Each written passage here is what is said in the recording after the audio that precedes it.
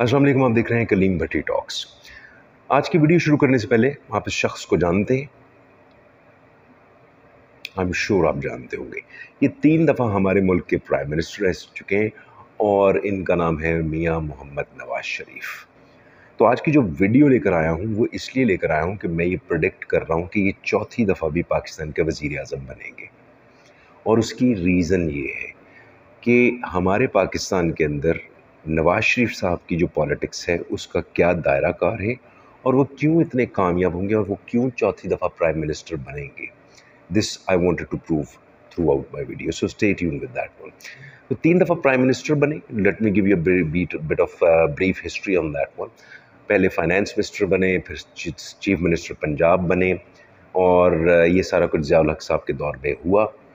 तो इनको जिस तरह से प्रिपेयर किया गया, जिस तरह इनकी एंट्री हुई सियासत के अंदर, वो बेसिकली एक ब्रेन चाइल्ड था हमारी इस्टेब्लिशमेंट का।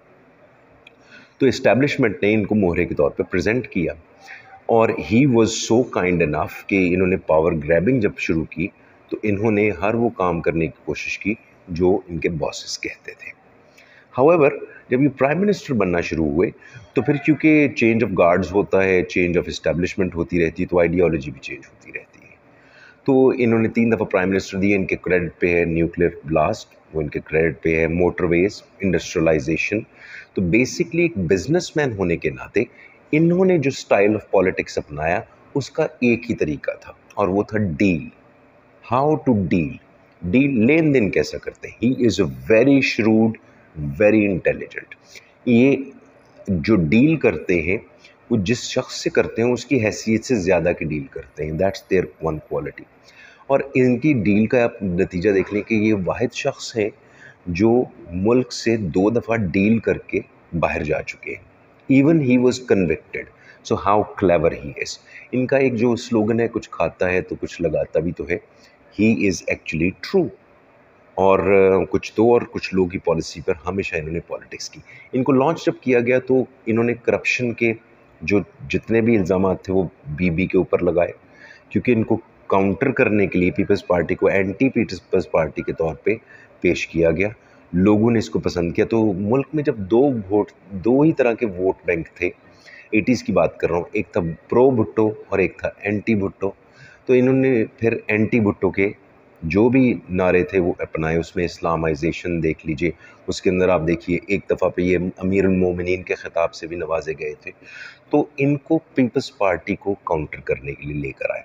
लेकिन उन्होंने स्टाइल ऑफ पॉलिटिक्स जो चेंज किया, जो आज तक इनकी जिसको कहते हैं बचत का और हमारे सिस्टम ऑफ गवर्नमेंट के अंदर सबसे कामयाब स्टाइल है, वो है खाता है तो लगाता भी तो है। तो इनके ऊपर जितनी दफ़ा भी करप्शन के चार्जेस हुए देवर मिटिगेटेड, उनको ख़त्म कर दिया गया। That's because he is very good dealer.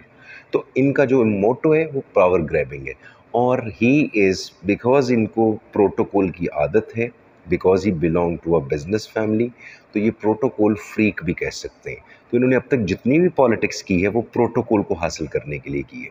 अभी भी देखिए ना, 3 दफ़ा प्राइम मिनिस्टर बन चुके हैं but he still wanted to become the 4th time prime minister. क्यों भाई? प्रोटोकॉल ही बड़ा मिलता है पाकिस्तान में।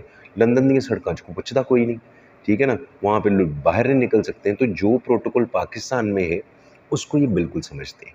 तो ये मेरा सवाल आप लोगों से है कि क्यों ये पाकिस्तानी पॉलिटिक्स में सबसे कामयाब पॉलिटिशियन के तौर पे शामिल हुए?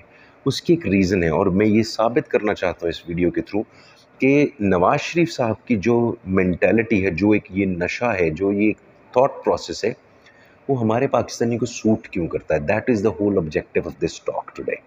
सो एक तो हम खुद इंफीरियरिटी कॉम्प्लेक्स का शिकार है। 1000 साल की गुलामी है।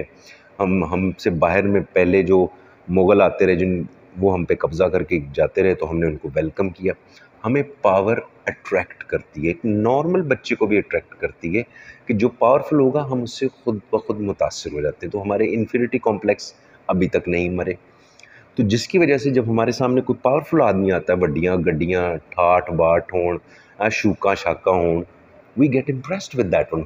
हम इस चीज़ को नहीं सोचते कि उसने कैसे हासिल की है ये सारी शान और शौकत, क्योंकि हमारे ख्याल में अगर वो पावरफुल है तो एवरीथिंग इज़ जस्टिफाइड। क्योंकि हमने पिछले 1000 साल मुग़लों से पहले भी ग़ुलामी ही देखी है इस ज़मीन में। तो यहाँ पर जो ताकतवर जो भी आया है, हमने उसके सामने घुटने टेक दिए। Nawaz Sharif is one symbol of that mentality, और उसको ये बात बिल्कुल समझ है कि यहाँ पर पैसा फेंक तमाशा देख वाला सिस्टम है। दूसरा, क्यों हमें नवाज शरीफ साहब सूट करते हैं, उसकी रीज़न ये है कि हमें खुद बड़ा प्रोटोकॉल पसंद है। हम जितनी मर्ज़ी आइडियोलॉजी की बात कर लें, दीन की बात कर लें, हमारे मस्जिद के इमाम साहब से लेकर, टीचर से लेकर, आप एक गवर्नमेंट ऑफिसर से दे लेकर, आप इस्टेब्लिशमेंट के किसी अफसर से लेकर, आप एक ज़िम्मेदार से लेकर, एक नंबरदार से लेकर, एक पटवारी से लेकर, हर शख्स को देख लीजिए, उसकी सिर्फ एक ही ख्वाहिश है। ईवन घर दे विच जिहड़े अब्बा हुंदा वो भी इक्को शै मंग रहा हुंदा, एंड दैट इज़ प्रोटोकॉल। तो हमारी ये नसों में जग चुका है कि हमें प्रोटोकॉल चाहिए। आए तो हमारे नाम पे नारे लगाएं, हमारी बैजा बैजा करे, उठ जा करे। हम इसीलिए फड्डे भी करते रहते हैं ताकि हमारा चौधरी ज़िंदा रहे, हमारा शिमला ऊंचा रहे। तो ये ख़ास तौर पे पंजाबी जो कल्चर है उसके अंदर बढ़क का जो कल्चर है, उसको नवाज शरीफ साहब ने वड्डियां वड्डियां गल्लां करके ही captured the sentiments of those people. तो दूसरी बात, क्योंकि बिज़नेस फैमिली से बिलोंग करते थे, और जो रिप्रेजेंटेशन थी भुट्टो फैमिली की, वो एक गरीब की थी। तो जब नेशनलाइज़ किया गया अब हमारे इंस्टीट्यूशंस को, तो उसका जो डाउनफॉल था, उसका आप ये कह लीजिए जो ब्रंट था, जो सेका लगा, वो उन बिज़नेसमैन के ऊपर लगा। तो उन्होंने फौरी इनको एज़ ए बिज़नेसमैन के तौर पर एसोसिएट किया, अपना लिया कि ये तो साडा ही है ना। तो वो एक आइडियोलॉजी हुई डेवलप के बिज़नेस मॉडल जो इंट्रोड्यूस करवाया पॉलिटिक्स में, वो नवाज शरीफ साहब को क्रेडिट जाता है कि जनाब आप बिज़नेसमैन भी हो, साथ पॉलिटिक्स भी होनी चाहिए ताकि आप अच्छी डील कर सकें। तीसरी रीज़न जो हमारे लिए नवाज शरीफ साहब बहुत ज़रूरी हैं, वो हमें सूट भी करते हैं, उसकी रीज़न ये है कि नवाज शरीफ साहब ने एक जो कमाल का काम किया, क्योंकि वो डीलिंग बहुत अच्छी कर लेते थे। वो हर मसले का हल बिज़नेस के पॉइंट ऑफ व्यू से देखते थे कि इन्हें कुछ चाहिए, इन्हें कुछ दे दो, इसका मुंह बंद करवा दो। मीडिया देख लें आप, इस्टेब्लिशमेंट देख लें, जजेस देख लें, आप उनकी हिस्ट्री देख लें, जिसको वो ख़रीदने की कोशिश करते रहे और जो बिकता रहा वो उनके साथ होता रहा। And that's what Pakistani society is. हमारा जो मोटिव है, वो मैं पहले भी एक वीडियो में बता चुका हूँ कि हम सिर्फ एक ही चीज़ के पीछे लगे होते हैं कि दाव लग जाए, साडा किते दाव लग जाए। तो हम अपॉर्चुनिटिस्ट किस्म के लोग हैं, और नवाज शरीफ साहब को ये बिल्कुल बात समझ है कि मेहनत से कोई काम नहीं होता, रूल ऑफ लॉ पे अमल करने से कोई काम नहीं होता। पाकिस्तान में अगर आप इंसानियत के हुकूक की करेंगे बात, आप कानून की हुक्मरानी की बात करेंगे, नारे तक तो ठीक है, लेकिन एक्चुअली दाव लगाना चाहिए।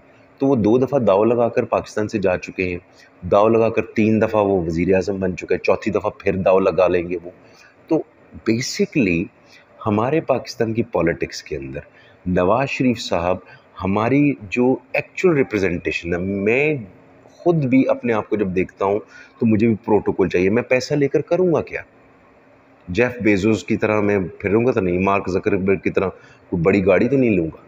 एक्चुअली अगर मैं पाकिस्तान में हूँ तो मेरे पास 2 चीज़ें बहुत होनी ज़रूरी हैं। एक वड्डा घर ते वड्डी गड्डी। तो वो मेहनत से तो आता नहीं है, क्योंकि हमारे कंट्री के अंदर जिस दिन से पाकिस्तान बना है, जिन लोगों के पास पैसा गया वो मेहनत से बिल्कुल नहीं गया, शाज़ो नादरी गया होगा, सबका दाव लगा है। तो वो रिफ्लेक्ट करते हैं हमारे नेशनल एटीट्यूड को कि जिसका जहाँ दाव लगे लगा लेना चाहिए। तो इसलिए मैं इस प्रोग्राम के एंड पे या इस वीडियो के एंड पे ये कहना चाहता हूँ कि नवाज शरीफ साहब हमारे चौथी दफ़ा वज़ीर आज़म होंगे, क्योंकि हमें क्या चीज़ें पसंद नहीं हैं। हमें रोक टोक पसंद नहीं है, हमें टैक्स देना पसंद नहीं है, हमें कानून की बनानी पसंद नहीं है, हमें लाइन में लगना पसंद नहीं है, हमें ट्रैफिक लाइट फॉलो करना पसंद नहीं है, हमें कोई हमसे सवाल करे हमें वो पसंद नहीं है, हमें कोई रोक दे वो पसंद नहीं है। अथॉरिटी हमें चाहिए, और वो भी बिला शिरकत गैर, अनब्रिडल्ड जिसको कहते हैं।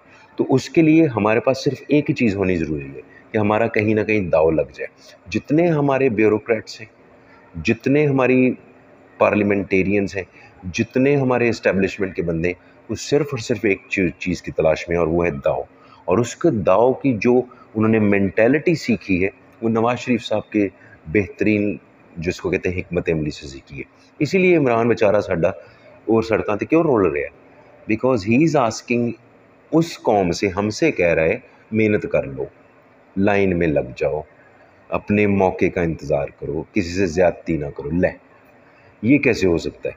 हम हमेशा छीन कर और दूसरे के हक पर डाका डालने वाली कौम है।